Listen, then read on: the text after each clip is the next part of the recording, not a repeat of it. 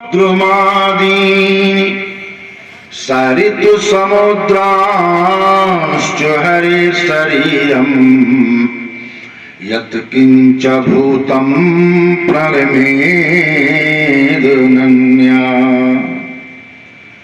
नीलाम्बुजश्यामलकोमलाङ्गम् सीता समारोपितवामभागम् नीलाम्बुज श्यामलकोमलाङ्गम् सीता समारोपितवामभागम् पाणौ महासायक चारुचापम् नमामि रामं रघुवंशनाथम्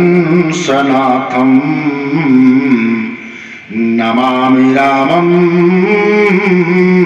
रघुवंशनाथम् मंगल भवन मंगलहारी उमा सहित जहि जपत पुरारी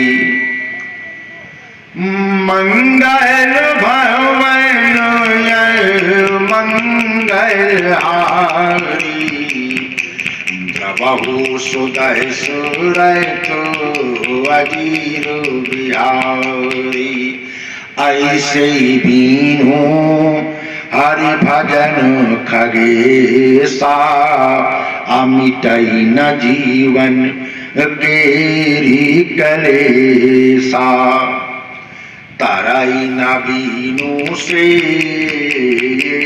मम स्वामी तरई न बीनू से मम स्वामी राम नमामि नमामि नमामि हनुमान विपत्ति प्रभु सोई अजब तव सुमिरन भजन न होई। लेकिन जब होई बरसहि राम सुजसु बैरबारी ओ बरसहि राम सुजसु बैरबारी मधुर मनोहर मंगलकारी बड़ दुख कवन कवन सुख भारी अकहु नाथ संक्षेप विचारी नहीं दरिद्र सम दुख जग माही संत मिलय नो सम सुख को ना काहे सरदा तपनी सी सरदा तपनी सी ससी अपहरी संत दर सुजीनी पातक ठहरे। और अंत में सिया राम मैं सब जग जाऊं सिया राम मैं सब जग जानी करऊं प्रणाम जोरी जोग पानी। बोले सियावर रामचंद्र की। बाबूजी की स्मृतियों को नमन करते हुए एक बार उनके प्रति किराज़े अकीदत लिहाजा श्रद्धांजलि पेश करने के लिए इतना बुलंद लहजे में जयकार बोलिए कि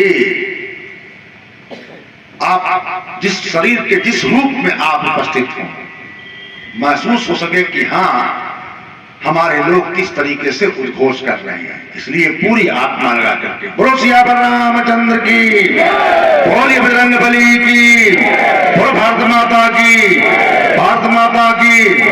परम सम्मानित सज्जनों, माताओं बहनों, सबको सादर हार्दिक अभिनंदन।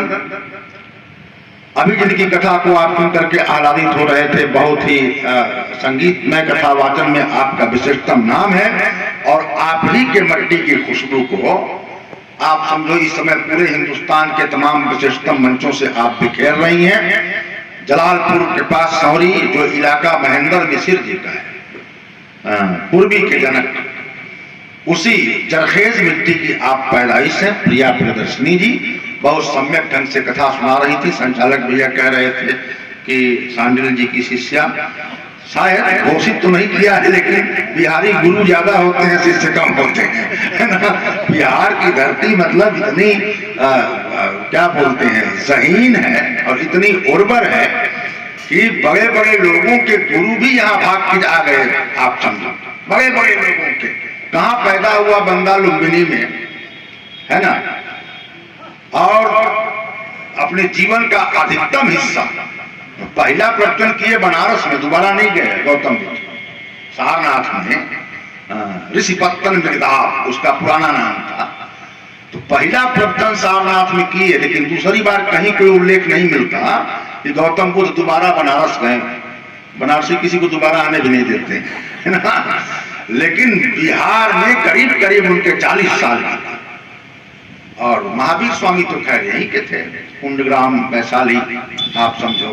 तो ये इतनी खास जमीन है कि एंशिएंट हिस्ट्री से अगर मतलब माइनस कर दें बिहार को तो इक्वल टू 0 बचेगा।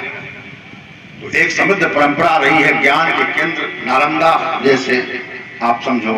तो ऐसी मतलब बहुत खास खास जमीनें हैं बिहार में, खास खास जगहें हैं, उर्वर मिट्टी है। तो उस वैसी एक मिट्टी है जलालपुर का क्षेत्र। वहां आज भी मैं देखता हूं कि घरों में हारमोनियम, संगीत की शिक्षा और विभिन्न प्रकार के सांस्कृतिक आयामों को समझने की कोशिश अभी भी वहां चलती है। तो उसी जमीन की प्रतिभा आप हैं। तो बहुत बहुत आपका बतौर व्यास अभिनंदन। और अपने संगीत में प्रवचन से आपने आह्लादित किया। संगीत एक ऐसी चीज है कि सांपों सुन ले तो नाचने लगता है। तो हम लोग सांप से खराब हो गए। गर्दन सबकी हिलने लगी थी। तो ऐसे संगीत है शक्ति ईश्वर की, हर स्वर में बसे हैं राम, रागी जो सुनाए रागिनी, रोगी को मिले आराम। तो बहुत बहुत आपका अभिनंदन और उस पूरे परिवार का अभिनंदन जो परिवार सूत्रधार बनकर के आप जैसे विशिष्टतम श्रोताओं से मिलवाता है। बाबू DK सिंह जी और नागेंद्र भैया, वीरेंद्र भैया, सतेंद्र भैया, साहब इंद्र, केशव भैया, हाँ केशव भैया, जाके सिर पर केशव ताको कौन आने से, है ना। तो पूरे परिवार का बहुत बहुत अभिनंदन। और ये अभी जो आपने एक बात कहा बीच में कि वो मैं कितना प्रफुल्लित हुआ हूँ, इतने दिन से आ रहा हूँ, बहुत खुश होता रहा हूँ आप लोगों पर, आज बेहद खुश हूँ। वजह ये कि अभी मैं वहां बैठ करके किताबों को देख रहा था। इतनी ज्यादा मोहब्बत है हमको किताबों से कि अगर मेरा मानना यह है कि आज की तारीख में कोई अपने इलाके के लिए किताबों की बाबत कुछ करता है, छोटा सा भी पुस्तकालय खोल लेता है, तो वो तमाम प्रकार के जेलखानों को बंद करने का की बुनियाद रख देता है। किताब पढ़ने की संस्कृति जब पैदा हो जाती है, यकीन मानिए, अगर आप, किसी ने कहा था फ्रेडरिक नीत्शे ने कि अगर आप कीड़े बन के पैदा हुए हैं तो किसी के पैरों के नीचे आने पर आपको चेंचे नहीं करना चाहिए, क्योंकि आप कीड़े बने रहेंगे तो कोई ना कोई पांव रख देगा। किताबों के बगैर अगर आप बुद्धू बने रहेंगे तो आपके जहन को कोई ना कोई हाईजैक कर लेगा, फिर आप बाद में चेंचे करते रहिए। लेकिन आपका जो जहन बनता है किताबों से, ध्यान रखना, वो मकान, वो घर करीब करीब मरघट है, या कह लीजिए कि बिना प्राण के शरीर की तरह है जिस घर में किताबें हैं। वो कोई गांव है सर, वो कोई घर है जहां पर 2-4-10 किताबें और बड़े जिन विभूतियों ने जी करके इस धरती को खास बनाया। मैं देख रहा था वहां खलील जिब्रान साहब है, मैं देख रहा था रविन्द्रनाथ टैगोर साहब वहां उसी कमरे में छोटे से झोले में 100 किताबों में मौजूद है। उसी में आपके बिहार के एक विशिष्टतम व्यक्ति गोनू झा की कहानियां, उसी में अर्घ्य के बाबत एक से एक किताबें रखी हुई है। उसमें आचार्य हुसैन शास्त्री की किताब है।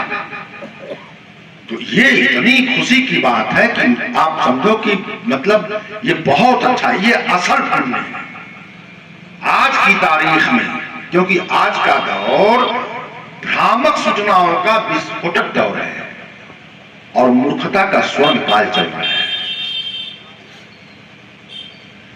गोल्डन एज मूर्खों का। तो ध्यान रखना कि जब अंधेरा और अंधेरे के पैरोकारों का जलवा चल रहा हो, उस समय एक दीपक जलाना भी क्रांति मानी जाती है। जिस दौर में हंसना मना हो, वहां मुस्कुरा देना भी क्रांति है। तो आपको बहुत बहुत बहुत बहुत धन्यवाद। और केवल आपको नहीं, आप जब मैं कह रहा हूं तो आपके वृत्त में ये सब शामिल है, ये सब शामिल है। सुनने के लिए कठिन है, कौन सुनता है अच्छी बातों को आज की तारीख में। तो खैर बात करेंगे। मैं थोड़ा मस्त हो गया आपके इस किताब वाली बात से, और भाव जी की बहुत याद आती है जब मैं यहाँ आता हूँ। तो सच में जो जीवन भर अपने व्यक्तित्व को ऐसा बना ले कि उसके हर कदम से शिक्षा निकले, जिसको लोग गुरुजी कहने लगे, शिक्षक कहने लगे, वो अपने आप में व्यक्तित्व बनाते बनाते तब बनता है। और आज एक और खास व्यक्तित्व की भारत में वो क्या है, राजेंद्र प्रसाद। हाँ, जन्मदिन है उनका ना। हाँ, उनका भी नाम राजेंद्र बाबू, आपका भी नाम राजेंद्र बाबू। सोचिए तो। और ये बेल्ट तो ये पूरा इलाका ऊपर से कोई देख के समझ नहीं पाएगा इसमें कौन कौन क्या क्या जान के क्या क्या पढ़ के बैठा हुआ है, किस किस्म का अध्ययन है किसका। केवल आप मतलब फिजिकल ज्योग्राफिया देख करके अनुमान नहीं लगा सकते। हर प्रकार के, मैं कहता रहा हूं, हर प्रकार के आंदोलनों की जमीन रहा है ये बेल्ट। वो चाहे मतलब आप समझो वामपंथ के मूवमेंट रहे हैं, या दक्षिणी पंथ का भी मामला, या सेंटर का भी मामला। बहुत खास ये जगह है और मैं अभिभूत होता हूं। एक दिन के लिए हम बोलने कहीं नहीं जाते, एक दिन खरीद क्या करिए, एक दिन की यात्राएं पूछिए, जानती हैं तो। लेकिन यहां ये मतलब उस हैसियत से मैं आता ही नहीं हूं। यहां तो यहां प्रवचन भी नहीं होता है, एक प्रकार का ये वार्तालाप है, ये संगोष्ठी है, ये संवाद है। यूं भी मैं कोई मतलब वो नहीं हूं जिस अर्थों में धर्म गुरु कहा जाता है। धर्म का गुरु कौन होगा? धर्म सबका गुरु है, तो धर्म का गुरु कौन होगा, है ना। वो शब्द ही हमें नहीं पछता है। लेकिन लोग नाम रख देते हैं, कोई कहता है फला धर्म सम्राट थे। धर्म सबका सम्राट है ना। धर्म का सम्राट कौन होगा? ध्यान रखना आपको। ये आपके भरोसे बोलने की दो चार बातें कोशिश करूंगा। निवेदन ये है कि हम सब लोगों के दिमागों की रचना ऐसे करी जाती है जिसको कहते हैं सांस्कृतिकीकरण, कल्चराइजेशन, है ना। तो कल्चराइजेशन की प्रक्रिया अगर स्वस्थ है तो दिमाग स्वस्थ बनता है, अगर अस्वस्थ है तो दिमाग अस्वस्थ बनता है। आप समझे इस देश में बचपन से ही जाने में अनजाने में गुनाह होते रहे हैं। छोटे बच्चों को अगर ब्राह्मण खानदान में पैदा हो गए तो बच्चा खेलने जा रहा है तो माँ गलत ढंग से सांस्कृतिकरण करती है। नंदितीवन के साथ मत खेलिए, फलाना जाति के साथ। देखिए मैं केवल अच्छी अच्छी बात बोलने के लिए नहीं आया हूं, बहुत सी बातें जो नहीं बोली जाती है मैं वो बोलूंगा। कहा जाता है कि माँ बाप प्रथम पाठशाला है, हमारे वहां प्रथम पाठशालाएं भी गड़बड़ रही है कई बार। छोटा बच्चा है, ब्राह्मण का बच्चा है, खेल करके लौटा, मां कहेगी कौन जात रे, तू बड़े आदमी है, वो छोटा है, ये कौन कल्चराइजेशन। वो कैसा नहीं बैठा जा रहा है, नहीं खाई जा रहा है, नहीं पिए, किसने सिखाया। तो सोशलाइजेशन, कल्चराइजेशन, ये जो बुनियादें भरी जाती हैं उनको तोड़ करके निकल पाना। कबीर कहता था कि साधो बूझे फिरना को।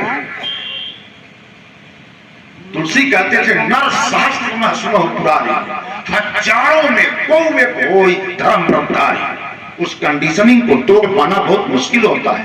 वो आपके दिमाग को कंडीशन किया गया है, बनाया गया है, निर्मित किया गया है, जाने में अनजाने। एक इनोसेंट माँ, इसीलिए मैं कहता हूं एक बात, मतलब बहुत अजीब बात है, लेकिन दुनिया में कई विचारकों ने इसकी चर्चा की। भाव साहब एक विचारक था, आप जानते हैं, फ्रेडरिक नीत्शे, जर्मनी का था। तो एक अजीब बात बोला, उसकी अजीब बात कम से कम मुझे उतनी अजीब नहीं लगी। मैं किसी निष्कर्ष को नहीं पहुंचा हूं, लेकिन ये जरूर सोचता हूं कि बात तो बंदा ठीक कह रहा है। तो बाबू चाबी लिख दो, डिस्टर्ब मत करो। तो उसने कहा कि डीएम बनने के लिए डिग्री चाहिए, मास्टर बनने के लिए डिग्री चाहिए, बैंक मैनेजर बनने के लिए डिग्री चाहिए, किसी भी पद पर पहुंचने के लिए डिग्री चाहिए। एसपी बनना है, हाँ डिग्री चाहिए, आईपीएस बनो। फला नौकरी चाहिए तो हाँ पीसीएस बनो, बिना उसके नहीं बन सकते। अध्यापक बनना है, ये करो, वरना नहीं बन पाओ। अब आप बनना हुआ तो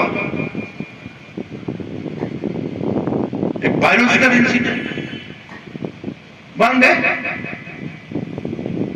लेकिन जो बाप का पूरा कंसेप्ट होता है, बाप को बाप कहेंगे, पिता का जो पूरा जो अर्थ होता है, उस शब्द में जो अर्थ भरे हैं, क्या उन अर्थों की समझ है कि फिल्म बन गए, बस बन गए। ध्यान रखना, इसका भी असर तो जिस किस्म का समाज हमने अब तक निर्मित किया है, उसके अपने आग्रह हैं, उसके अपने दुराग्रह हैं। आग्रह दुराग्रह का मतलब क्या होता है? कठिन विषय में गहरे नहीं जाना, मोटी भाषा में समझा देना है कि अगर एक खोखला पाइप हो, पाइप खोखला होता ही है, पाइप हो और इधर से हवा बह करके आ रही हो, उसमें आप अंदर मिट्टी का तेल लगा दीजिए, किरासन का, और इधर आदमी खड़ा कर दीजिए, वहां से हवा गुजर करके आएगी तो हवा की गंध बदल चुकी होगी, उस पाइप से गुजरेगी, क्योंकि पाइप में किरासन लगा हुआ है, मिट्टी का तेल लगा हुआ है। और उसी पाइप में इत्र मार दीजिए तो वही हवा जब निकल करके आएगी तो खुशबूदार बन करके आएगी। इसी प्रकार हमारे मस्तिष्कों की कंडीशनिंग ऐसी हो जाती है कि हम अच्छी से अच्छी चीजों को गलत बना के समझ लेते हैं या अपना पैमाना बना लेते हैं। सारे पैमानों को प्रवचन सुनने से पहले वहीं उतार देना चाहिए जहां आप अपना जूता उतारते हैं। सारे पूर्वाग्रहों को, सारे दुराग्रहों को, राजनैतिक आस्थाओं को, अगर आपका जेहन किसी, मैं नाम नहीं लूंगा किसी का, किसी बड़े नेता के पास हो, किसी दिल्ली वाले के पास, पटना वाले के पास, लखनऊ वाले के पास जेहन आपका गिरवी हो, तो आप बात नहीं सुन पाएंगे। हमारी बात को आप उस हिसाब से सुनेंगे।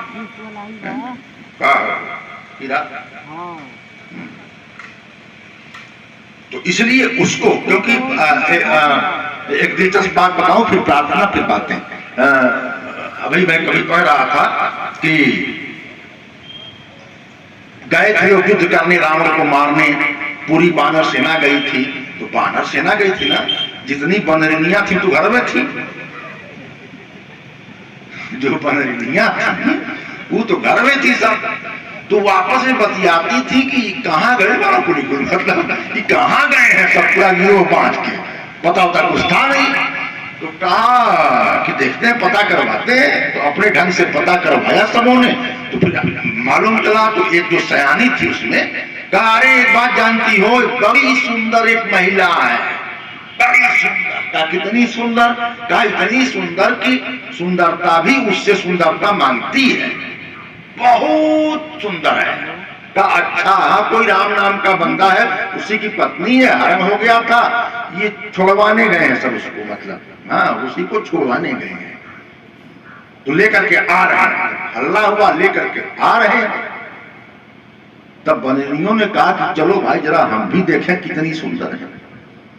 तो सब गिरोह बना करके देखने के लिए गई। पुष्पक विमान जब उतरा, तो जब सीता जी उतरी तो सब लगी सब ध्यान से देखने, और सब देखने के बाद एक दूसरे को देख के मुंह बिचका दी, ये सुंदर है, इनके तो पूछिए नहीं। ये कोई मतलब ये सुंदरता है, पूछिए नहीं है। ध्यान रखिए, अगर दिमाग बंदर का है ना तो मतलब कहीं भी पूछे ही ढूंढेगा। हाँ, इसलिए किसी ने कहा था संपत सरल ने कि दिमाग सुअर का हो तो नाली में भी सौंदर्य बहुत दिख सकता है, लेकिन हम अपने दिमागों को साफ करके किस तरीके से बैठें। और एक और बात कह दूं, कोई बुरा नहीं मानेगा, उन्मुख होके सुन, नहीं बकता बाहे कुहार होगा होगा, हंसा ही खेला ही न करे मन में, भैया सो रहे हैं जगह दीजिए, कमरे में पड़ा हुआ है कोई सोने की जगह, हाँ जाके आराम कर लीजिए, या घास है वहां पर खूब बढ़िया आ रहे वहीं सो लीजिए। लेकिन सामने बैठ के सोएंगे तो वक्ता का जो मतलब वो होता है ना, ये आई कम्युनिकेशन का मसला है। तो बात करेंगे लेकिन दो बार नाम संकीर्तन के बाद। ओ श्री राम जय जय राम, श्री राम जय जय राम, श्री राम जय राम, ओ श्री राम जय जय राम, बोलो श्री राम जय जय राम, श्री राम जय जय राम, श्री राम जय जय राम, श्री राम जय जय राम। ओ अरे इस महफिल में आकर के प्रीति लगा कर के देखो, दुख ही दुख है जीवन में तो इसको गा कर के देखो, बन जाएंगे बिगड़े काम, श्री राम जय जय राम, श्री राम जय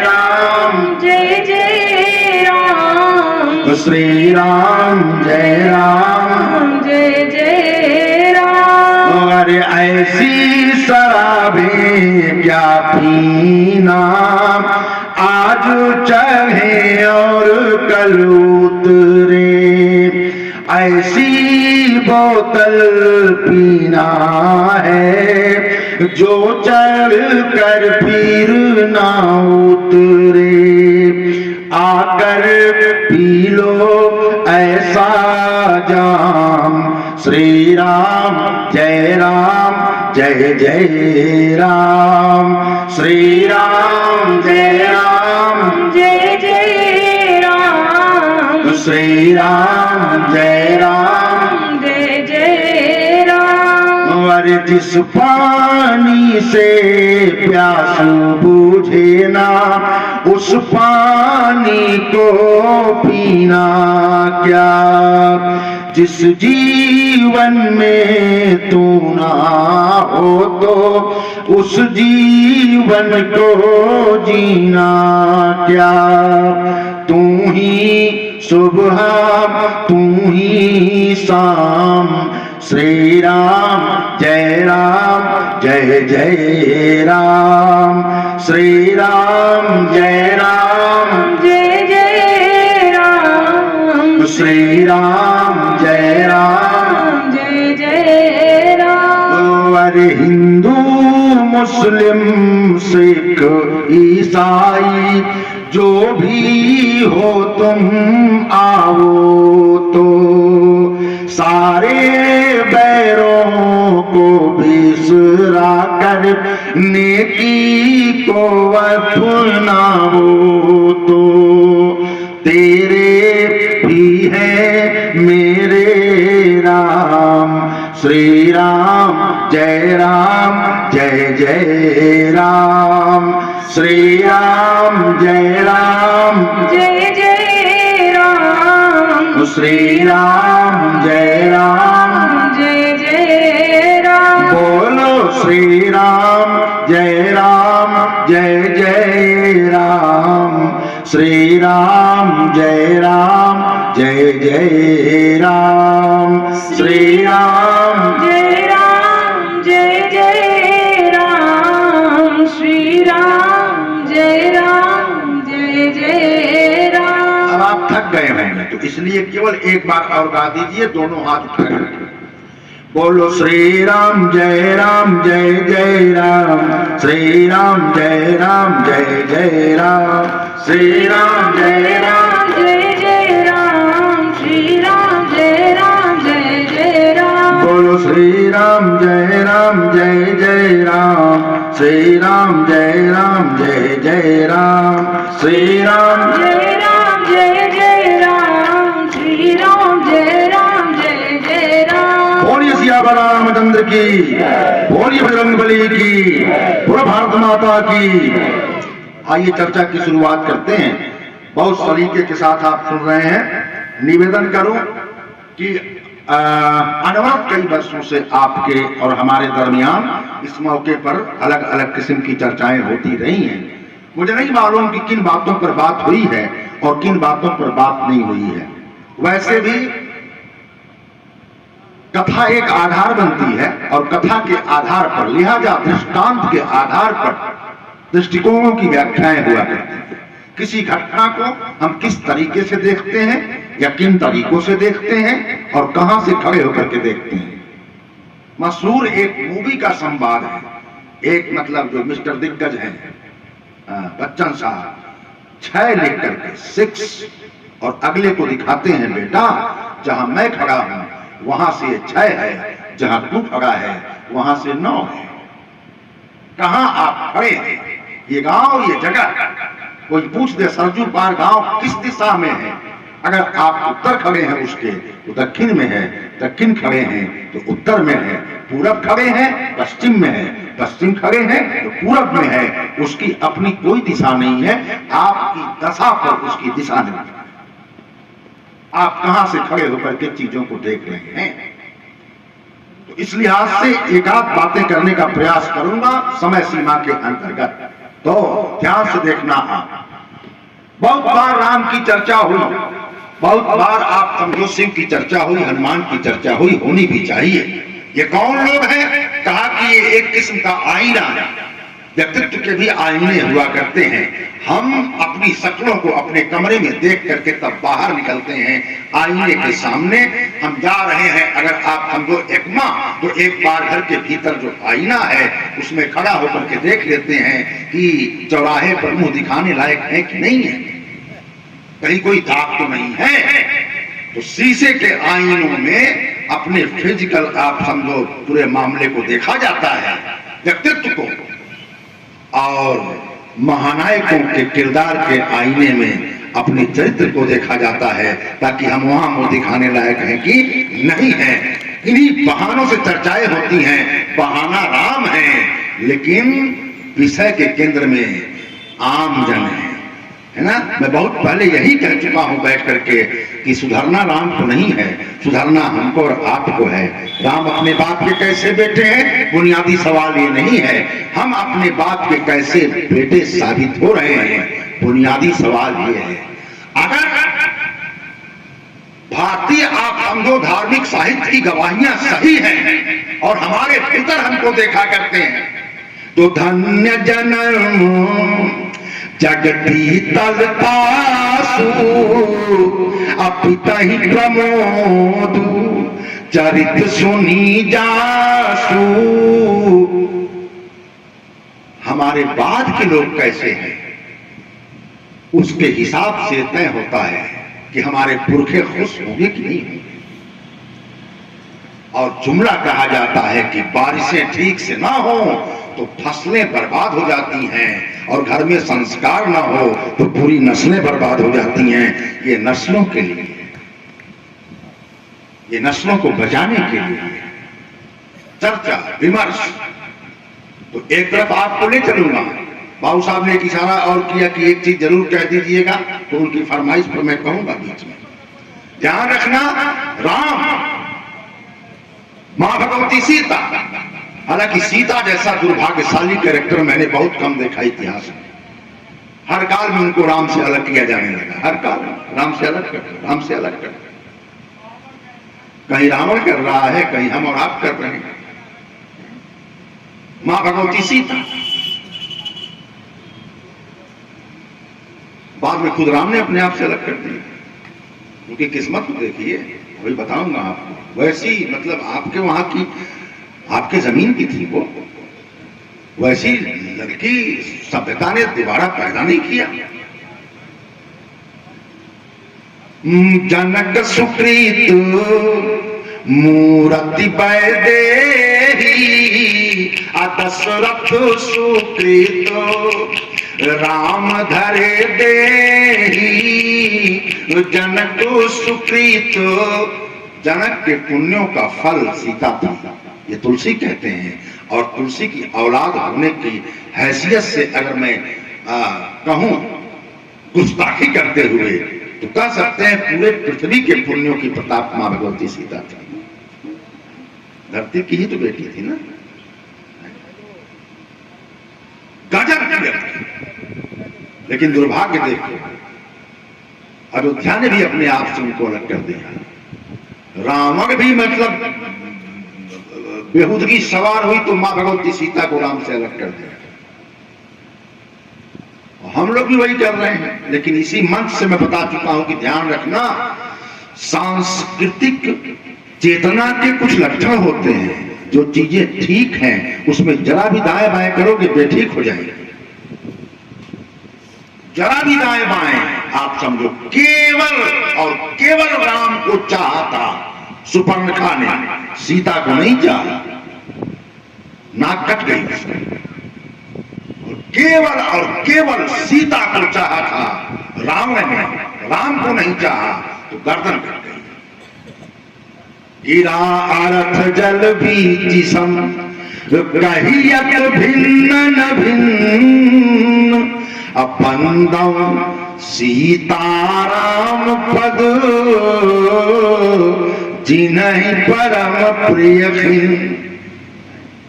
सीता के बगैर राम नाराज तो हो सकते हैं, लेकिन वो बात नहीं आएगी। पुराने समय में या अभी भी जो साधु लोग भोजन वोजन चाहे मिलते थे आपस में, जय सीताराम, जय श्री राम, जय श्री राम। तो सुधारों को जन्म देने के लिए इन किरदारों की पैदाइश हुई थी। मानो आप समझो ऋषि चेतना का प्रतिनिधित्व करने के लिए अगर राम का आगमन हुआ, श्रृंगी ऋषि वशिष्ठ बुलावा, दशरथ जी वो पुत्रेष्ठ यज्ञ करवाई। और इसलिए वशिष्ठ ने कहा वो खुद भी करवा सकते थे, खुद भी करवा सकते थे, लेकिन खुद नहीं करवाए। बड़े विद्वान थे वशिष्ठ, बड़े विद्वान। वशिष्ठ जैसा कोई विद्वान होगा? गजब का विद्वान। लेकिन विद्वान होना और किसी विषय में स्पेशलिस्ट होना। एनाटॉमी की सारी बातें जानता है जो एमडी किया हुआ है, और फार्मेसी की भी सारी बातें वो जानता है जो एमडी किया हुआ है, दवाओं की बाबत सारी बातें जानता है जो एमडी किया हुआ है। एमबीबीएस है, एमडी है, सब जानता है। आपका ब्रेन कैसे काम करता है वो जानता है, आपका गुर्दा कैसे काम करता है वो जानता है, आपकी आंखें कैसे काम करती हैं वो जानता है, आपकी किडनी कैसे काम करती है वो जानता है, ईयरड्रम क्या होता है वो जानता है, रेटिना क्या है वो जानता है। लेकिन उस एमडी के पास आप जाकर के कहेंगे कान कुड़बुड़ा रहा है, ठीक है ड्राफ्ट लिख दे रहा हूं, लेकिन ईएनटी वाले से जाके मिलना। ये नहीं कह रहे लाओ हम ही देख लें। आंख में जलन हो रही है, ठीक है एक जनरल ड्राफ्ट लिख दे रहा हूं, एक एंटीबायोटिक ड्राफ्ट, बाकी जाकर के किसी आई स्पेशलिस्ट से मिल। क्योंकि जो स्पेशलिस्ट है वो ज्यादा ठीक से उस काम को देखेगा। तो सामान्य जानकारी रखने वाले वशिष्ठ विशिष्ट जानकारी रखने वाले उसी मामले के विशिष्ट जानकारी रखने वाले व्यक्ति के मामले में हस्तक्षेप नहीं कर रहे हैं। ध्यान रखना, सारी बॉडी के बारे में जानने वाला एमडी डॉक्टर, लेकिन कान के स्पेशल केस में हस्तक्षेप नहीं करेगा। और इधर तो उल्टा है, जिस इलाके से कोई मतलब ही नहीं है, हाई स्कूल फेल है, शिक्षा मंत्री बन गए, मतलब है नहीं जिस विषय से। और एक बात सुन लो, अपने दिल के दस्तावेज में रख लेना। मैं फिर कह रहा हूं कि अपने सारे दुराग्रह पूर्वाग्रह निकाल करके किनारे रख देना। मैं कोई नेगेटिव नहीं खड़ा करता हूं, मेरी अपनी कोई व्याख्या नहीं है। आपके दिमाग के पर दस्तक देता हूं, सोचना आपका काम है, मेरी आलोचना करने की भी आपको छूट है। एक बात बताओ, हाँ या ना में बताना। अगर आपके पेट में दर्द होगा, तकलीफ होगी, तो डॉक्टर बुलाओगे कि प्लम्बर?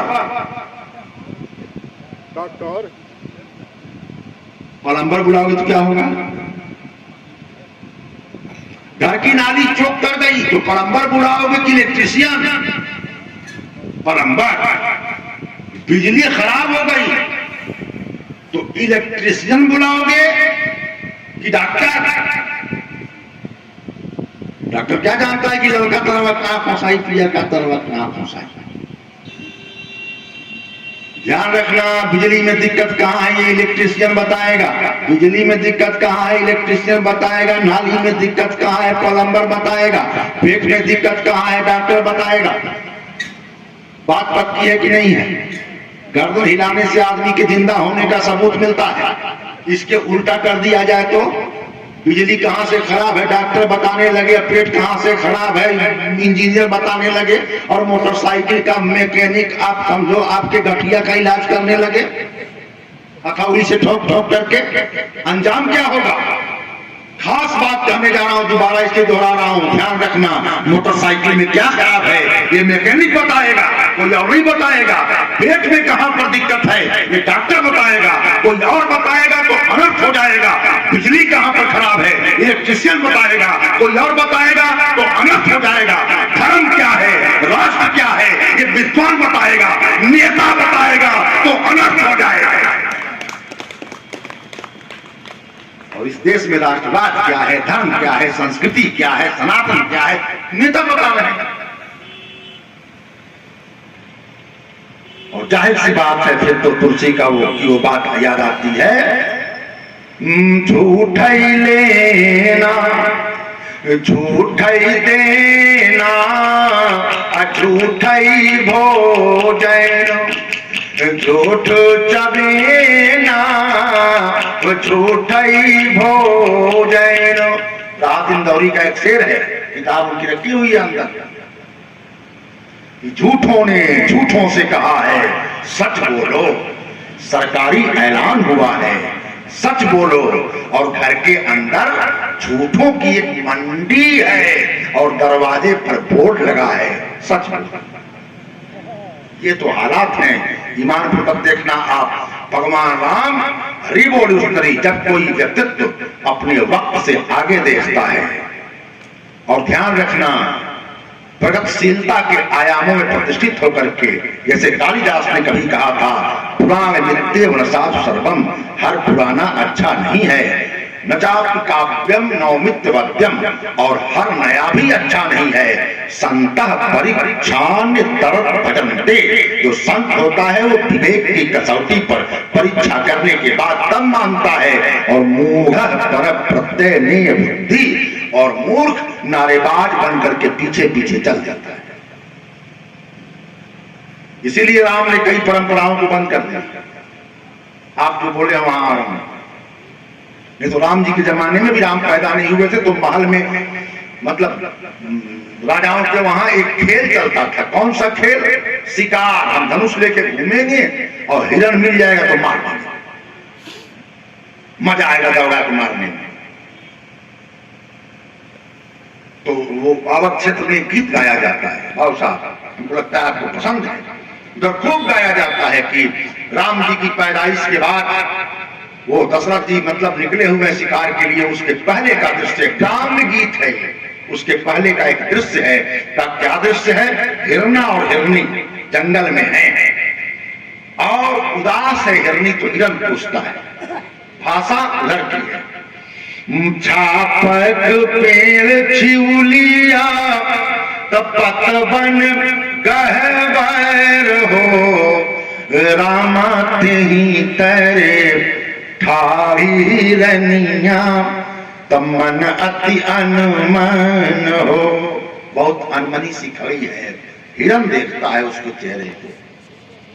चरते चरत बन हिरना, हिरनी से पूछे लहो, हिरनी की तोरा चरहा झुरान, कि पानी बद मुरझई हो। तुम्हारी घास सूख गई है, चरहा जुड़ा गया है, कि पानी नहीं पी हो। उसने कहा नहीं, ये बात नहीं है। कहा फिर, नाही मोरा चरहा झुरान, न पानी बिना मुरझई हो, हिरना काली हौवे राम जी के छठी। महल में एक बच्चा पैदा हुआ है, नाम है राम, छठ है। राजा तुम्हें मारी डरी है न हो, मुझे अंदेशा है कि तुम्हारी हत्या हो। आई गई ले ऊहो कुदिनवा, हिरन मारी गई ले न हो, हिरनी खोजत राजा के महलिया, गली गली भटके हो। हिरन मार दिया गया, पीछे पीछे गली गली भटकते हुए महल की ओर हिरनी भाग रही। जब अंदर जाकर के देखा तो सीन गजब का था। पीढ़ा पर, मचिया पर बैठी थी कौशल्या रानी, और बगल में हसुआ रखा था। हिरन की लाश पड़ी थी। हिरनी पहुंच गई, हाथ जोड़ के कहा, मचिए पर बैठी कोशिला रानी, हिरनी अरज कर हो, रानी मसुआ तक पकए रसोईया, खलरिया मुँह दे न हो। कोशिला रानी, मांस पका लो मेरे हिरन का, उसकी खाल मुझको दे दो। तुमको क्या करोगी? पेड़वा पे टनबो खलरिया, बेर बेर चितईब हो, रानी मन आपन समझाइब, हिरन मोरा जियत हो। पर खाल को टांग दूंगी, बार बार देखूंगी, अपने मन को समझाऊंगी कि मानो हिरना मेरा जिंदा है। काट दिया कौशल्या ने, चलो हटो, नहीं दूंगी। जाहू हिरनी घर अपने, खलरिया नहीं देईब हो, हिरनी खलरी से खजरी मढ़ईबे, तराम मोरा खेली है न हो। उसी खलरी से मैं खजरी बनवाऊंगी, मेरा बच्चा खेलेगा। बाद के दिनों में जब जब बाजे खजरिया, शब्द सुनी अकनेल हो। जब जब महल के भीतर से आवाज आती थी, टम टम, कान उठा देती, मेरे हिरन की खाल है। जब जब बाजे खजरिया, शब्द सुनी अकनेल हो, हिरनी ठाई देवलिया के नीचे, हिरन खातिर अहकेल हो। आहकना हमारे वहां का शब्द है। दीवार, किले की दीवार के पास खड़ी होकर के आहक आहक करके रोती थी अपने हिरन के याद में। ग्राम में आप समझो संस्कृतियों पर व्याख्यान करते हुए एक बार नामोर सिंह ने कभी कहा था कि इस कथा का अपने आप में अद्भुत प्रतीकात्मक अर्थ है कि जब भी सत्ता की ऊंचे आप समझो भवनों से चैन की खजरियों की आवाज आए तो समझ लेना कि कोई गरीब हिरन सत्ता के तीर का शिकार हो गया है। ध्यान रखना, सयाना होने के बाद राम ने सबसे पहला काम क्या किया? शिकार पर प्रतिबंध। नहीं मारा जाएगा कोई हिरन। इसीलिए तुलसी मजे में एक बात कहते हैं, जब मारीच का ही पीछा किए हैं तो बाकी हिरन भी भागने लगे हैं कि आज दादा हमनियों का तरह दादा, अरे रुको, तुम आनंद करो मृग जाए, तो कंचन मृग भोजन आए, तुम आनंद। ध्यान रखना, प्रतिबंध लगाया सरकार राम ने। अभी हम लोग आ रहे थे, हमारा भतीजा है, मतलब मेरे साथ आया है, तो गुठनी चौराहे पर कहा कि चाचा भूख लगी है, कुछ खा ले। मैंने कहा जाओ खा लो, घाटी उठी दिख रही है। पहुंच गया वो, मतलब घाटी और एक कटोरे में पता नहीं क्या, अभी जिंदगी में कभी देखे नहीं, मीट था वो मीट था। तो ये बेचारा चौंक गया। बाद में दुकानदार से पूछा कि यहाँ कहीं ऐसा कुछ नहीं मिलेगा जिसमें वो सब चीजें, कहा नहीं गुठनी चौराहे पर कहीं नहीं मिलेगा, इधर जाएंगे उधर वही मिलेगा। आप सोचिए कि मतलब आज की तारीख में सात्विक होना, शाकाहारी होना अपने आप में अजूबा है, अजूबा, और बाकी सब सामान्य है। तो ऐसे दौर में जब मतलब अंधेरों की पैरोकारी रोशनी से ज्यादा हो, उस समय कुछ कहना खतरनाक हो जाता है। हालांकि कबीर तो ऐसे दौर में कहता था कि जब सुल्तानों का दौर था, सिकंदर लोदी यानी लोदियों का जमाना, और उस समय कह दिया इतना साफ कौन बोलेगा भैया, बकरी पाती खात है, वाकी खींची खाल, जो नर बकरी खात है ताको कौन हवाल। सोचो कितना गजब का हिम्मती था। इसीलिए तो कहता था कि जो घर फूके अपना चले हमारे साथ। आसान नहीं है कबीर होना, आसान नहीं है तुलसी होना। झुक के चौराहे पर खड़ा होकर के और आप समझो अपनी ही मौत के दस्तावेज पर हस्ताक्षर करने होते हैं। तो भगवान राम और मां भगवती सीता, गजब। अगर इसी संस्कृति की पैदाइश है राम, तो हल चलाने से पैदा हुई सीता कृषि संस्कृति की प्रतीक बन गई। और क्या मजबूत लगती है, क्या मजबूत लगती है साहब। दुनिया के सबसे शानदार नाम जब कभी लिखे जाएंगे तो उसमें हमारी मां का नाम सबसे ऊंचा किरदार के रूप में। कुछ नाम खूबसूरत होते हैं बाबू साहब, और आप जानते हैं कि मैं धर्मांध नहीं हूं, कट्टर नहीं हूं। उस नमोमा बोलते ही जबनिया पर मिश्री घुल जाती है। सीता,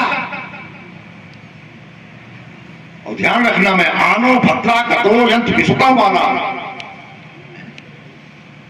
हर तरफ देखिए एक से एक किरदार। मां भगवती सीता, सीता कहते ही जुबान पाक हो जाती है। मरियम जिसने जीसस को पैदा किया, मरियम। फातिमा हुजूर की बेटी थी वो, और बहुत शानदार लड़का उनका हुसैन। फातिमा, ध्यान रखना आप। इसीलिए ये क्यों कहा जाता है नाम लो नाम लो नाम लो। नाम लेने की साइकोलॉजी कुल इतनी है कि नाम लेने से नामी के गुणों का वो एक साइकिल बनती है दिमाग में। जैसे 5 बार आपके मुंह पे मैं कह दूं, अब कहने में खतरा ही है क्योंकि मैं बोलने बैठा हूं, मेरे साथ भी हो सकता है, नींबू नींबू नींबू, तो मुंह में पानी आ जाएगा, पानी आ जाएगा। या किसी वक्ता को डिस्टर्ब करना हो तो संतरा लिख बैठ जाएगा महाराज, वो बोल ही नहीं पाएंगे, गड़बड़ हो जाएंगे। सोचो आप, है ना। तो मतलब नाम लिया तो उस नाम के का जो कैरेक्टर है वो चलना शुरू हो जाएगा, और जब चलना शुरू हो जाएगा, जब चलेगा तो कुछ तो करेगा वो। इसीलिए कुछ विचारक बड़े आसान्वित हुए, पॉजिटिव। जैसे हम लोग अक्सर कहते हैं कि वो बेकार आदमी है, एक कान से सुनता है दूसरे कान से निकाल देता है, क्या समझाए। तो व्यास जगत में एक हुआ करते थे, अब नहीं है दुनिया में, स्वर्गीय दिनेश जी। उन्होंने बहुत बढ़िया एक बार बात कहा। उन्होंने कहा कि ऐसा होता ही नहीं कि कोई बंदा, दुनिया का कोई बंदा एक कान से सुने दूसरे कान से पूरा निकाल दे। कैसे? तो उन्होंने उदाहरण दिया कि मिक्सर में नीम को का रस बना लीजिए, नीम का रस, नीम के पत्ते का, एक गिलास लीजिए, उसमें पूरा रस डाल दीजिए, और फिर उसके बाद उसको उलट लीजिए, गिलास खाली कर दीजिए, और फिर उसी में दूध डाल के पीजिए। पी पाएंगे? का क्यों? का पूरा निकाल तो दिया आपने, लेकिन निकलते निकलते नीम ने अपना कैरेक्टर का तमाम हिस्सा गिलास की दीवारों पर छोड़ दिया। और जब उसमें कोई और चीज डालेंगे तो नीम की जो सीरत है, जो कैरेक्टर है, जो उसका चरित्र है, वो अपने आप उसमें मिल जाएगा, वो कड़वा बना देगा।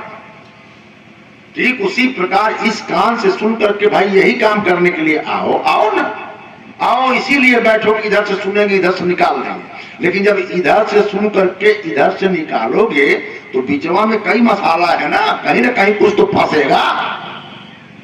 थोड़ा सा भी अगर चिपकेगा तो अपन का काम हो जाएगा, है ना।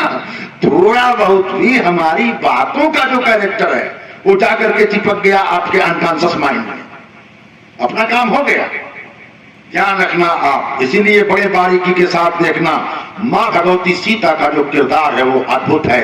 एक बात बताऊं, एक खास मतलब हमारे वहां एक परंपरा रही है, सीता को देखने की एक अलग दृष्टि रही है और मिथिला में भी रही है ना। बिहार में तो होनी ही चाहिए। आप समझो आज भी विवाह पंचमी के दिन मिथिला में विवाह नहीं होता है, विवाह नहीं होता है। वो सब कहते हैं हमने क्या अपन बेटी नहीं चाहिए, पश्चिम वालों को तो कतई नहीं देना। मतलब राम जी गाली सुनते हैं, गंभीर गाली सुनते हैं भाई। गाली गाने वाला गाली तो अलग है, गंभीर गाली सुनते हैं। एक बहुत अच्छे वक्ता श्रीमन नारायण जी मामा जी बक्सर तो अयोध्या पहुंच करके घर आते थे मंच पर। भगवान राम सीता जी को बहन मानते थे तो इसीलिए हम लोग सब उनको मामा कहते थे।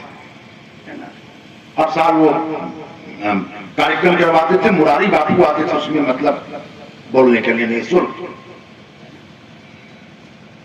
गालियां दिया उन्होंने कि हमने इतनी शानदार लड़की अपनी दिया, तुम अयोध्या वालों ने इज्जत नहीं किया। ऐसा है वो माँ की जमीन का भाव है। क्या गजब की माँ भगवती सीता। सुनो, आपसे एक निवेदन करना चाहता हूँ, ध्यान पूर्वक सुनना आप। दुनिया की सबसे खतरनाक चीज होती है प्रलोभन। प्रलोभन कहा गया ना, साम दाम दंड भेद, इसका क्रम आप बना लेना। आए बार बार हाँ दोनों ठीक रखना चाहिए ना, एक जगह सेट करके फिर छोड़ दो। आप लोग पीछे अगर आवाज सही ना हो तो बता देना, ठीक ठाक है। हाँ तो ध्यान से देखना आप, निवेदन कर रहा था मैं आपसे। और बात यूं कि मां भगवती सीता की चर्चा करते हुए मैंने बताया कि प्रलोभन, साम दाम भेद दंड, यही तकनीकें है ना। इससे मान जाए तो ऐसा करो, इस न माने इससे तो ऐसा करो, और इससे भी न माने तो ऐसा करो, और यह भी फेल हो जाए तो ऐसा करो। सबसे अंत में कहा जाता है दंड दो। लेकिन सबसे खतरनाक दंड नहीं होता है, हो सकता है कोई मारने से आपकी बात ना माने। सबसे खतरनाक होता है लोभ, प्रलोभन। बड़े बड़े लोग बिक जाते हैं साहब, और गजब गजब के खरीदने वाले बड़े बड़े लोग बिक जाते हैं। कोई टोपी तो कोई अपनी पगड़ी बेच देता है, मिलेगा दाम अच्छा जज भी कुर्सी बेच देता है, तवायत फिर भी अच्छी है, फकत बिकती है कोठे पर पुलिस वाला जो चौराहों पे वर्दी बेच देता है। चले जाइए गुठनी जाकर देखिए, आप पथार खड़े मिलेंगे सब। ध्यान रखना। तो निवेदन करना चाहता हूं बड़ी बारीकी के साथ आप चीजों को देखिएगा। बिकाऊ सभ्यता के दौर में खड़ा रह पाना बहुत मुश्किल बात होती है सर। प्रलोभन एक बहुत अच्छा प्रसंग है। समंदर के किनारे जिस समय सब लोग लंका के पार मतलब समंदर के पार जाने की बात कर रहे हैं, अंगद ने एक बहुत बढ़िया बात कहा, और अंगद की बात से मनोविज्ञान झांकता है। कौन जाएगा उस पार? दावेदारी सब कर रहे हैं, लेकिन कोई हौसला नहीं कर रहा है कि हम उस पार जा सकते हैं। कोई बंदा बोला कि मैं छलांग मार दूंगा, कहां गिरूंगा इसका भरोसा नहीं है। कॉन्फिडेंस लेवल सबका गिरा हुआ है। अंगद तो बहादुर है भाई, लोगों ने चेहरा देखा, अंगद ने कहा बहादुरी में 1% भी कमी नहीं है। मोर्चा कोई भी हो खड़ा हो सकता हूं, जंग लड़ना हो तो लश्कर नहीं देखता, सामने कितने लोग हैं का तो जाओ का नहीं दिक्कत है।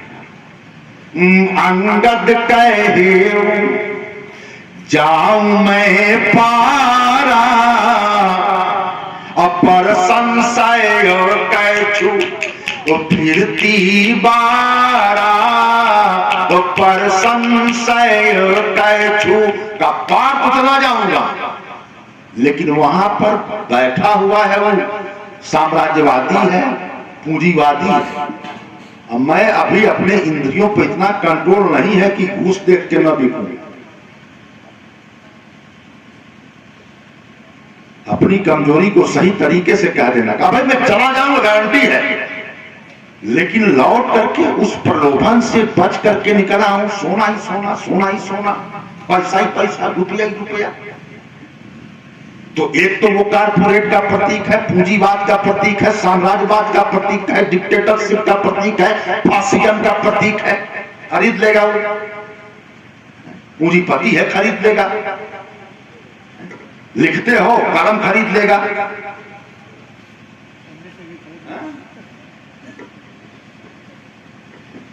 नहीं बिकोगे तो पूरा चैनल खरीद लेगा। ध्यान रखना आप। तो अंगद ठीक कह रहा है कि भाई जाना आसान है लेकिन बहुत मुश्किल है लौट करके आना। राम किंकर जी कहते थे कि अंगद ठीक कह रहा है, भ्रष्टाचार के इलाके में सफाई के नाम पर घुस जाना तो आसान है, लेकिन वहां के प्रलोभन से निकल करके वापस आना बहुत मुश्किल है। ज्यादा मुमकिन ये है कि जाने के बाद वो अभी वही हो जाएंगे। कहाँ गया, मतलब वो रामलीला मैदान का आप समझो लोकपाल। ध्यान पूर्वक देखना आप। तो अंगद ठीक बात कर रहा है। प्रलोभन, अब प्रलोभन के सामने दो ही लोग खड़े हो सकते हैं, एक तो जितेंद्रियम, हनुमान जैसा अपने पर कंट्रोल रखने वाला, ध्यान रखना, और नहीं तो उस परम पिता के परमात्मा के प्रेम में आकंठ डूबी हुई मां भगवती सीता दुनिया के सारे प्रलोभनों को ठुकरा सकती है। क्या नहीं ला करके दिखाया। खरीदने का सबसे नायाब तरीका सुनो। दुनिया की सबसे शानदार औरतों में से एक मंदोदरी को देख रही हो, ये मंदोदरी दासी बनेगी तुम्हारी, तुम पट राज महिषी बनोगी, ये सोना तुम्हारा, ये दौलत तुम्हारी, ये खजाना मेरा, जिसके सामने कुबेर और कानून का खजाना फेल है तुम्हारा। लोकपाल हाथ बांध करके तुम्हारे सामने खड़े होकर के कोर्निश करेंगे। पौराणिकी की भाषा में बोलूं तो नक्षत्रों और ग्रहों को टांग रखा है दरवाजे पर आने जाने वालों को सलाम करने के लिए। उसके पास क्या है? वनवासी राम। अब मिलेगा क्या? घर से ठुकरा दिया गया। मुझे देखो। और बात तो सच थी। आज की तारीख में जितनी चीजों की प्रशंसा की जाती थी वो सब रावण के पास थी, राम के पास नहीं।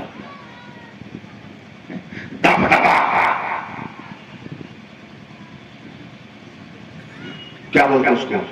बाहुबली होना। गुंडों को बहुत परिष्कृत शब्दों में बाहुबली कहा जाता है।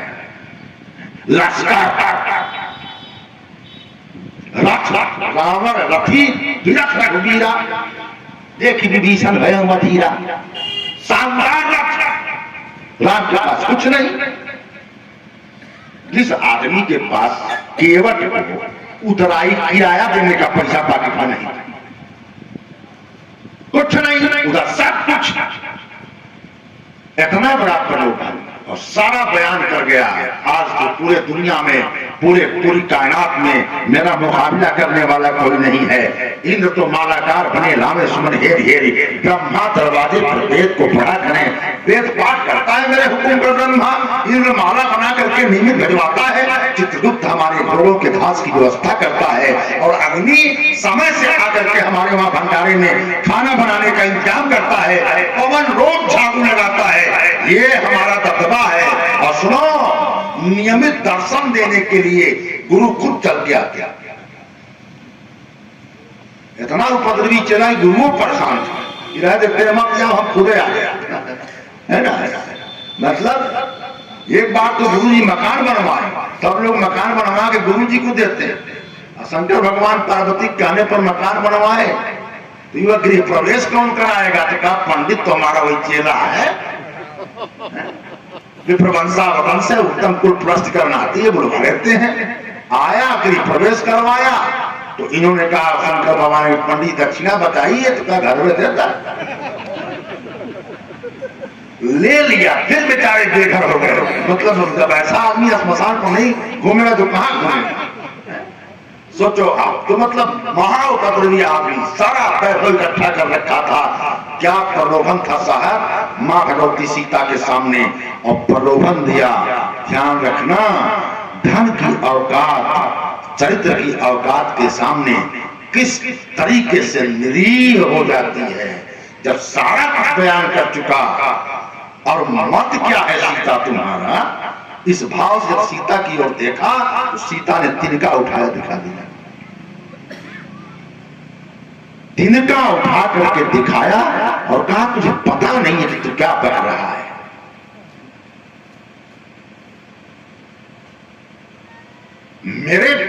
मेरे पति का किरदार कैसा है, कैरेक्टर कैसा है, तुम्हें पता नहीं है। तिनका क्यों दिखाया?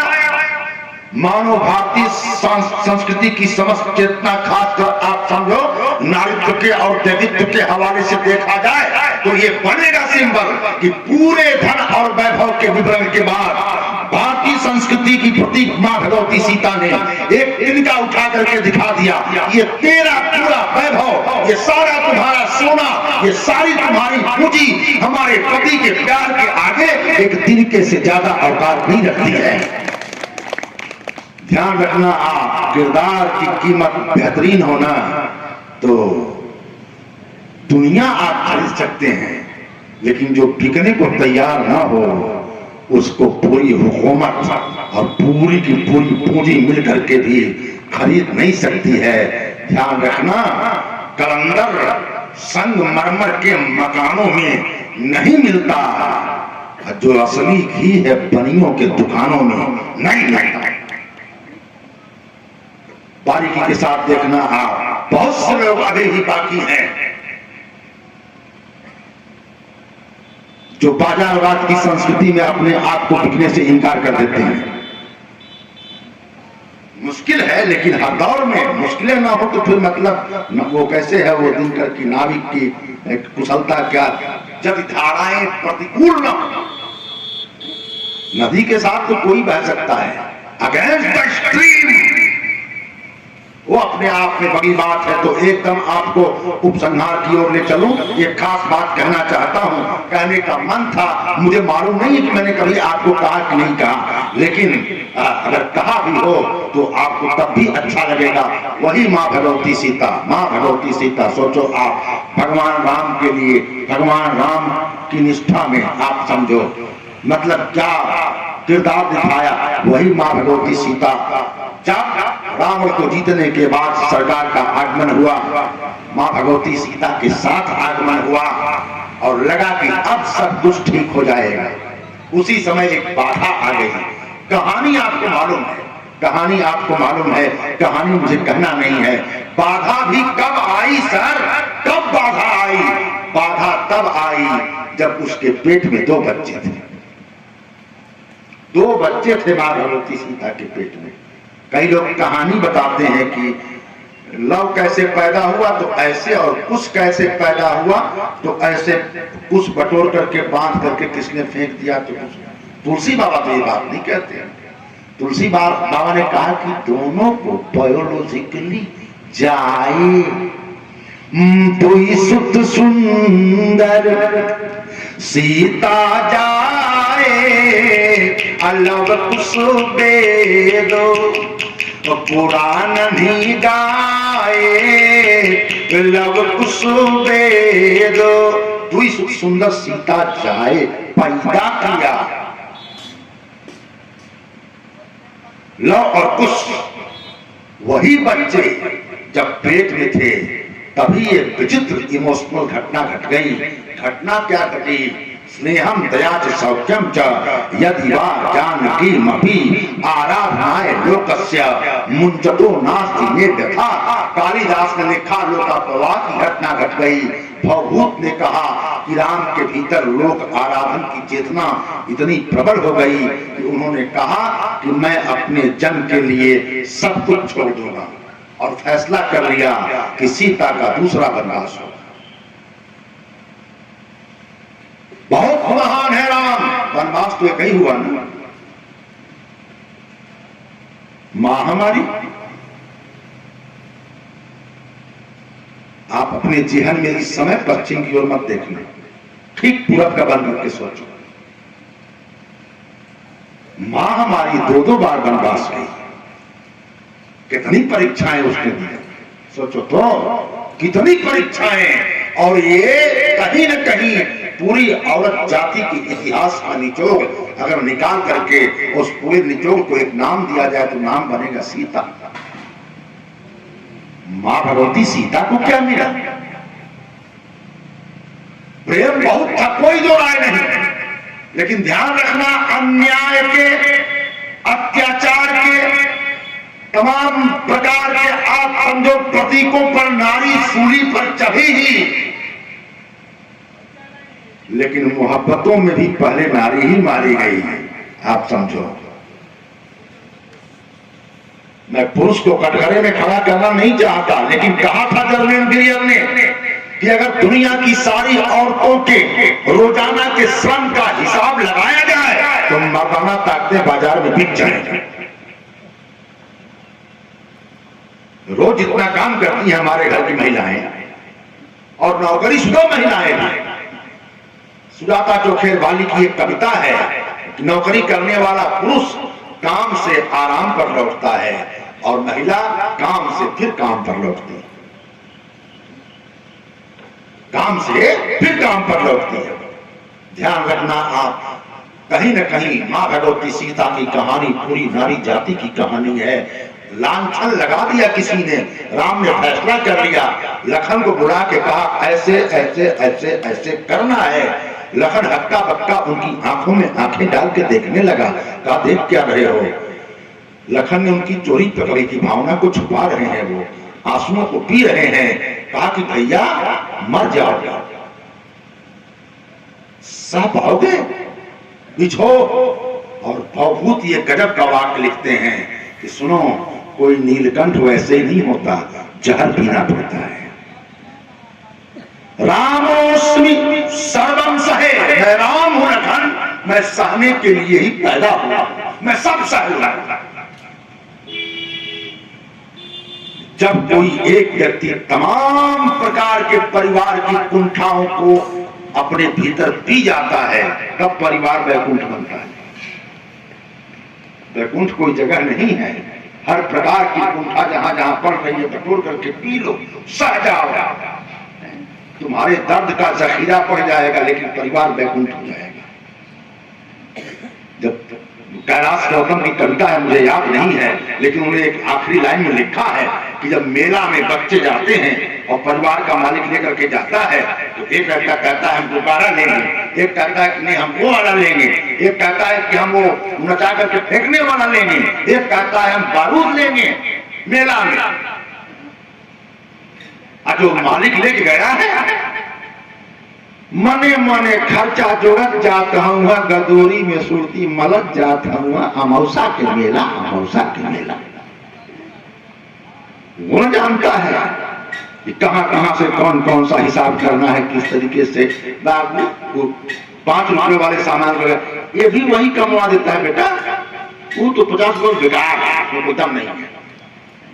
ध्यान रखना, बहुत सी चीजों को पी करके तब तमाम लोगों के चेहरों पर खुशियां बांटनी पड़ती हैं।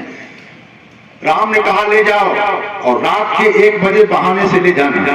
अच्छा हाँ, जंगल में कोई बहाना कर लेना और छोड़ करके चले आना।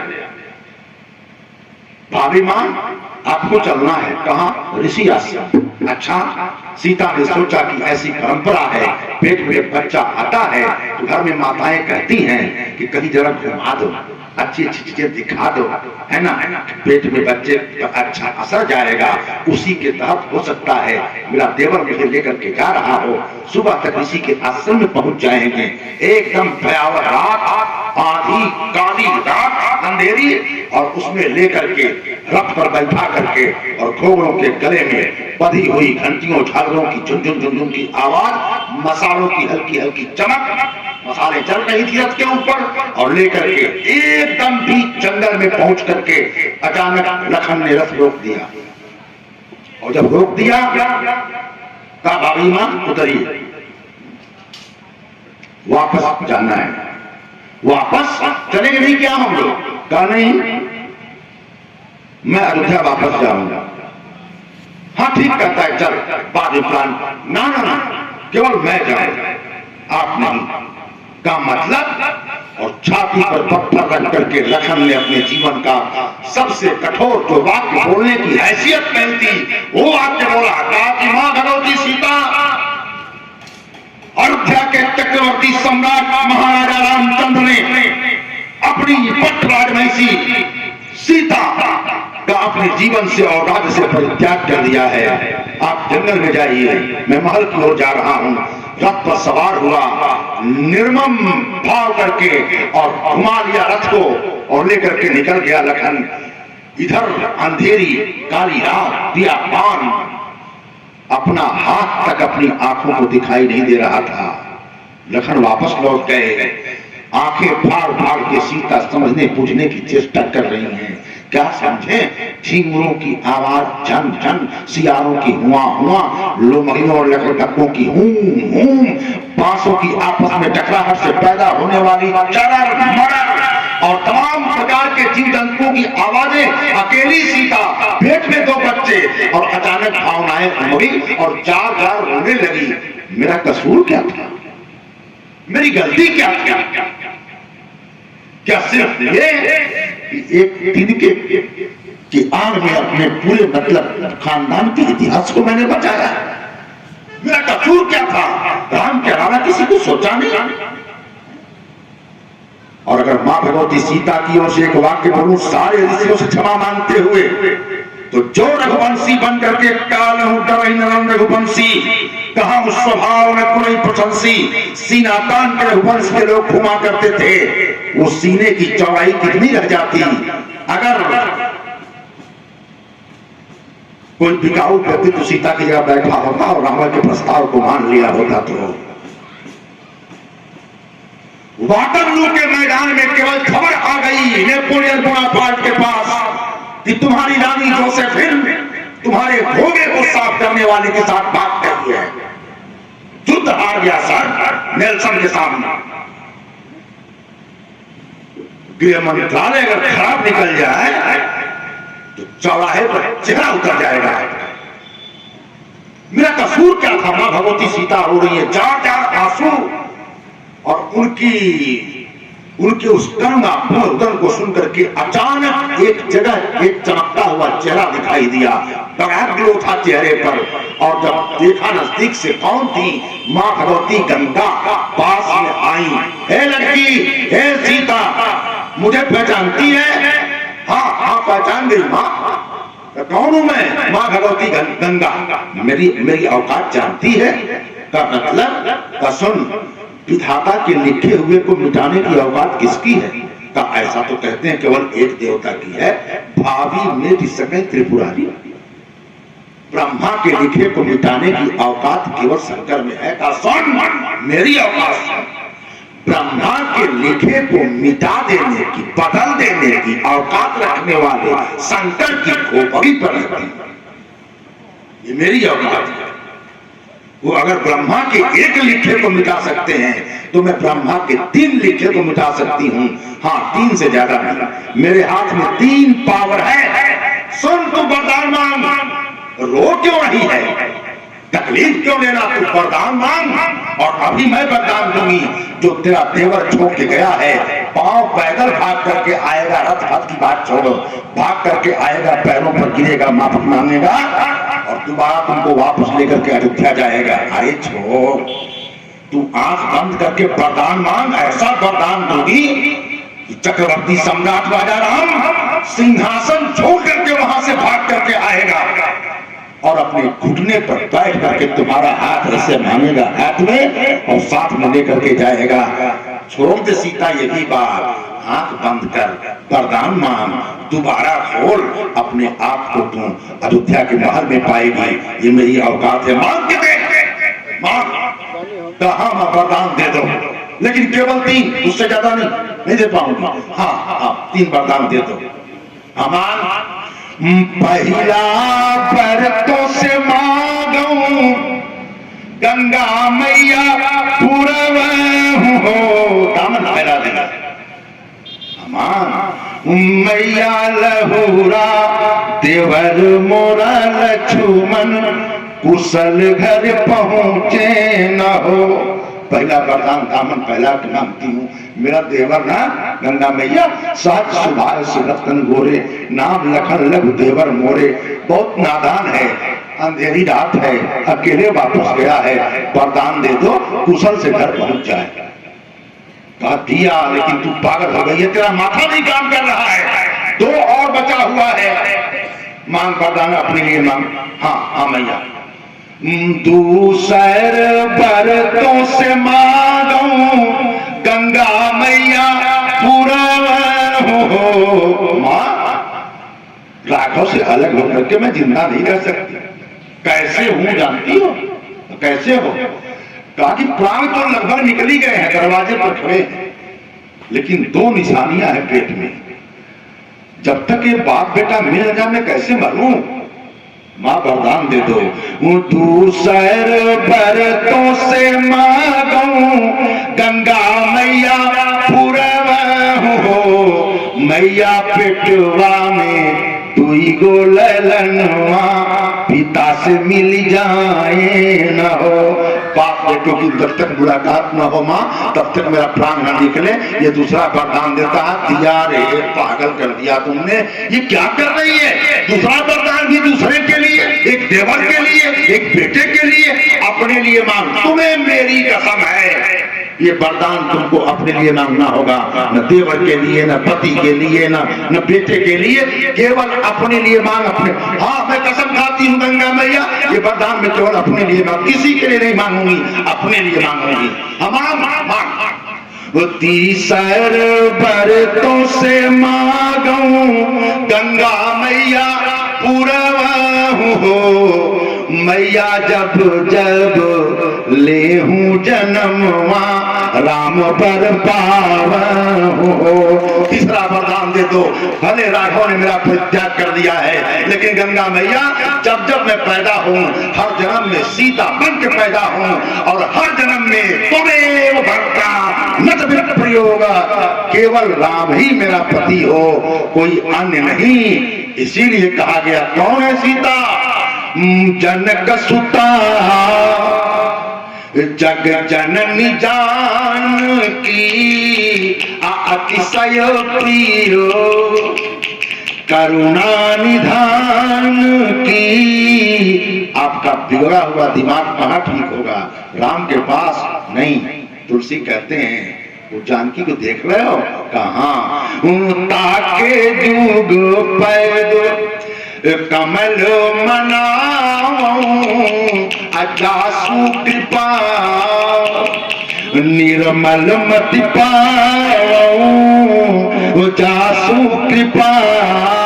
कहा अगर निर्मल बुद्धि चाहिए, निर्मल मति चाहिए, तो सबसे पहले माँ भगवती सीता के पास जाओ। माँ है ना, तो माँ। एक जगह मैं लाइन बोल रहा हूँ, तुलसी भी अपने बीमारी के बारे में राम से कहते कहते जब मतलब थक जाते हैं, कोई फायदा नहीं होता है, तो सीता मैया को लिखते हैं, कबहुत अम्ब अवसर पाए। माँ बाप है वो, सुन नहीं रहे हैं मेरी, तू तो माँ है ना, मौका मिले तो। जिससे घर का लड़का कहता है, मम्मी पापा के तो 500 रुपया दें, मम्मी बाप से कह नहीं सकता वो, मम्मी पापा से कहो ना। माँ जाएगी, क्यों नहीं दे रहे हैं, मांग रहा है तो दे दीजिए। बहुत हम अवसर पर माँ मौका मिले तो कह देना ठाकुर से, मेरी बात नहीं सुन, तू माँ है ना, ध्यान रखिएगा। माँ सुन ही लेती है। तो जनक सुता जग जनन जानकी, अतिशय प्रिय करुणा निधान की। ताके जुग पद कमल मनावो, जासु कृपा निर्मल मति पावो। निर्मलता हमारे मन को हासिल हो, माँ भगवती सीता की कृपा हासिल हो, और हमारे चरित्र से, हमारे कैरेक्टर के बल से, हमारी उदात्त भावनाओं से, और इस प्रकार की महफिलों से हमारे पुरखों को आराम मिले, उनको सुकून मिले, उनकी चेतना को, उनके सूक्ष्म शरीर को विश्राम मिले। हमारे भीतर मुस्कुराएं।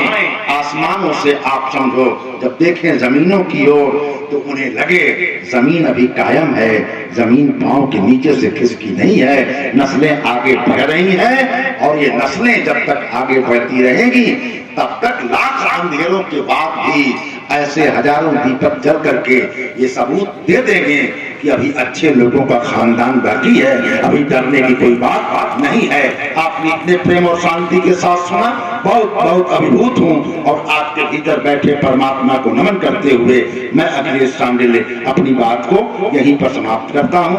बाबूजी के प्रति बहुत बहुत